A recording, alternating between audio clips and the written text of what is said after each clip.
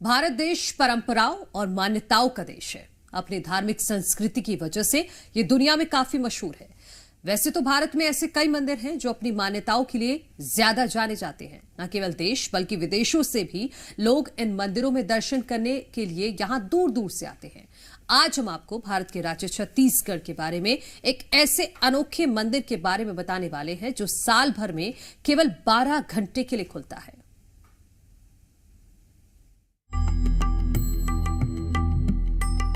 छत्तीसगढ़ का बस्तर अपनी अनोखी परंपरा के लिए पूरे विश्व में जाना जाता है।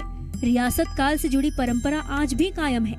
छत्तीसगढ़ के कोंडागांव जिले में ऐसा ही एक मंदिर है जो अपनी अनोखी परंपरा और निसंतान दंपतियों को संतान प्राप्ति की मन्नत पूरी होने के लिए जाना जाता है।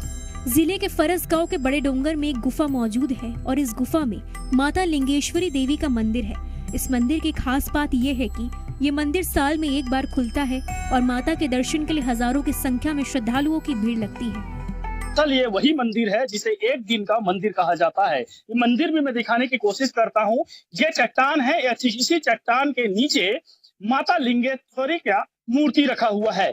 मान्यता इतनी है कि देश दुनिया से तमाम लोग माता के आगे माथा टेकने पहुंचते हैं और मन्नत सिर्फ एक होती है कि संतान की प्राप्ति। संतान की प्राप्ति के लिए यहाँ पर कोई अन्य फल नहीं चढ़ाए जाते बल्कि खीरा चढ़ाया जाता है, जिसे पति पत्नी द्वारा आधे आधे हिस्से में खाया जाता है। कहा जाता है कि इस प्रकार के ग्रहण करने से मनोकामना पूर्ण होती है।